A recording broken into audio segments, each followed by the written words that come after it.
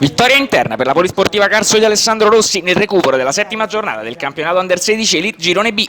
I Pontini battono il Grifone per 3-0 con una super tripletta di Salvador rilanciandosi in classifica, primo KO per la formazione ospite che resta appagliata all'Urbe al secondo posto con tor 3 teste a più 5.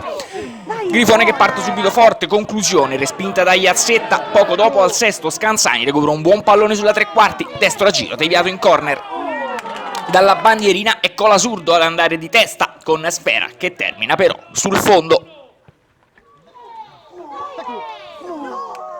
Al primo vero tentativo Polisportiva Carso in vantaggio, all'11° Bordin manda al volo in profondità Salvador che davanti a Cipriani non sbaglia, 1-0 e Polisportiva in vantaggio. La reazione è veemente al 12° palo in profondità per Bianchi che davanti a Iazzetta mette sul fondo, mentre secondo tentativo e Polisportiva ancora in gol, di nuovo Salvador il protagonista, triangolo e battuta veloce, 2-0 e Pontini che raddoppia.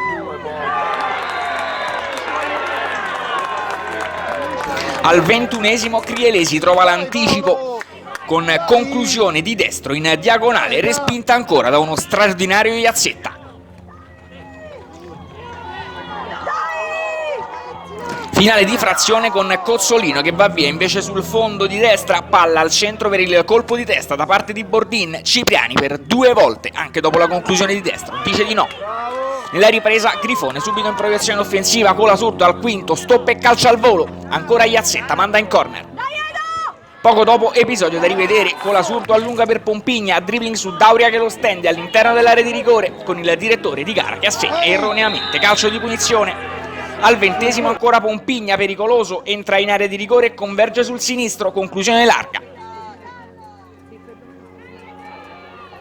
Mentre da corner mischia in area con una Sfera che termina sul fondo. Al 25° su cross da destra, altra conclusione respinta da parte della difesa di casa, con Polisportiva che chiude i giochi al 37°, lancio di Zaccarelli, il portiere ospite non esce con i tempi giusti, Salvador è lì e cala la tripletta personale.